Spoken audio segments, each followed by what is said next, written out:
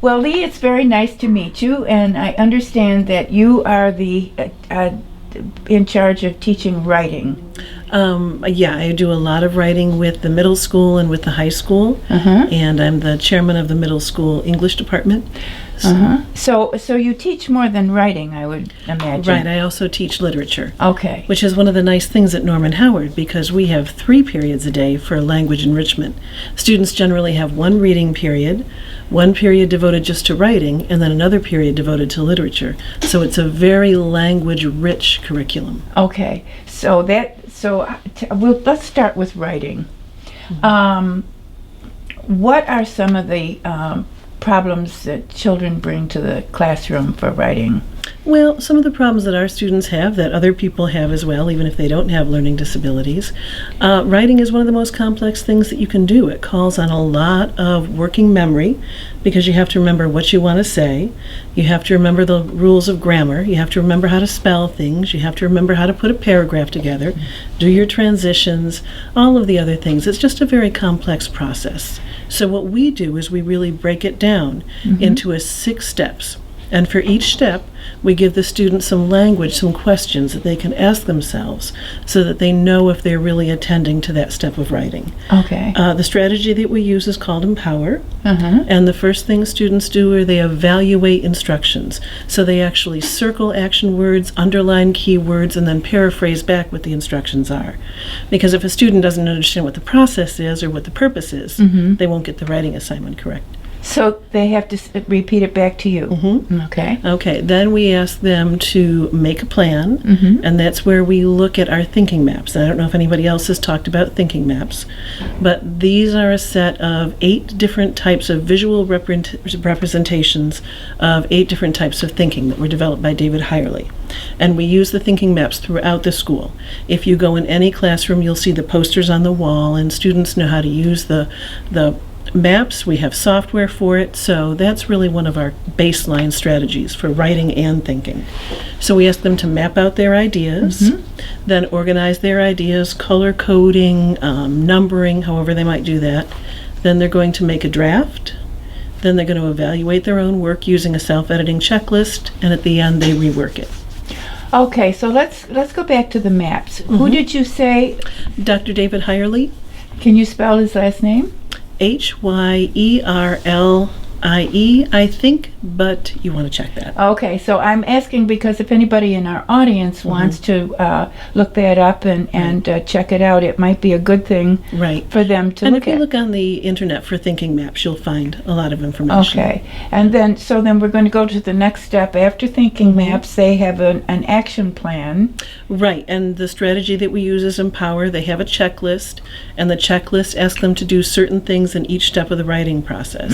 And they check in with the teacher, as they're working through. If they have questions, they can have a conference with me, or I check at the end to make sure that they're on the right step. So the checklist isn't something that they read and then follow. It's something that they have there while they're working and check it off as they complete each part of it. Right, so they know where they are in the writing process. Right, which is a wonderful way to organize it, especially for kids who can't organize things.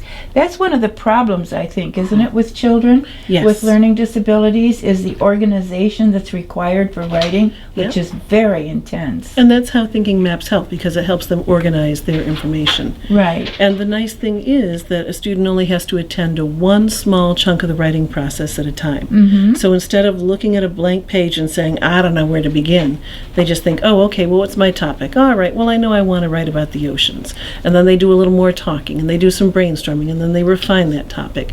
So each step is just a small, discrete part of the process, and then it's not as daunting. So then step 1 might be a little complicated. It's like, I don't know what I want to talk about, so let's brainstorm that. Absolutely. And sometimes we brainstorm as a class, sometimes we brainstorm just one-on-one with a teacher's conference.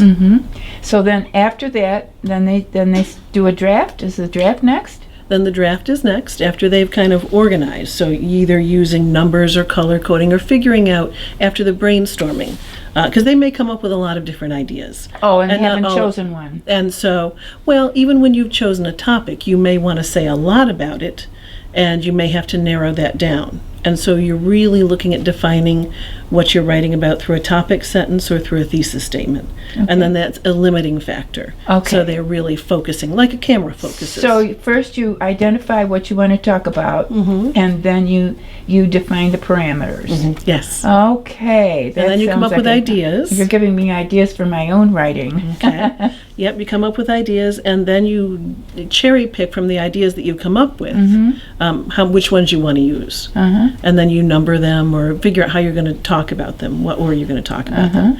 Then you use, and we have a very structured kind of paragraph approach with topic sentences, and our supporting information we call FREDs, facts, reasons, examples, and details. So for each one of those FREDs, there's a follow-up sentence, or they use textual evidence and go back to the book or a piece of informational text. Then transitions, finally a concluding sentence. So it's very structured, and that helps students. But it makes for a very interesting piece of writing. Well, and a cohesive and piece of to the point. Right. So that somebody reading it, so that you don't wander off and get lost, and somebody reading it can say, okay, this really tells me what I wanted to know. Right. And in the middle school, most of what we do is we do, because we're teaching the students these skills. So we model a lot of these steps of the process using the smartboard, using a we-do approach. Students will work together. And so our plan is that by the time they're in high school, they know the process, they know the structure, and they can apply it to the content that they're learning in high school. So these kids, when they get out of the lower grades, are better prepared to write papers than most kids going into college are today. They should be. That's the goal anyway. It is the goal. Yeah. And I mean, that's one of the luxuries of having that writing period every single day. For a while, I did some extra teaching at Bryant and Stratton College, which is a college for... it's business, It's a business college. Yeah. And I think that the students here at Norman Howard did have a better idea of how to put together a sentence, how to put together a paragraph, how to put together an essay, just because they've had all that practice. How to put together a sentence. Tell me about the problems that you've seen where the children have to actually learn how to put together a sentence. Even in 8th grade, I do a quick review of the parts of speech because they're not necessarily automatic, especially after someone has spent 2 months in the summer not thinking about it. Then we talk about the requirements for a complete sentence, and then we do some practice, and we talk about how we can combine sentences.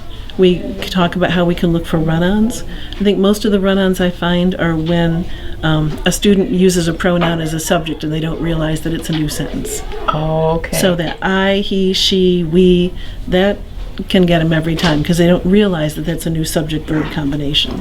Okay. So. Okay. So now, what about, I'm sure we'll come back to writing, but what about, you do reading? So there's reading comprehension, and I guess the comprehension would be the really important part, wouldn't it? It is, and in the middle school we looked at what students could do, and I think it was 4 or 5 years ago, realized that even discerning a main idea from a piece of informational text was very hard. So we looked at the strategies out there, and we kind of retrofitted one that we found called Unravel, which helps students kind of look at the text features first before they even start. So it's like a multi-pass reading. The first thing they do is they look at the text features, the captions, the pictures, the title, the subheadings, the vocabulary boxes. They make a prediction, what they think the main idea will be. They go through and they star the text features that they think are going to be the biggest help. They go through, they read it.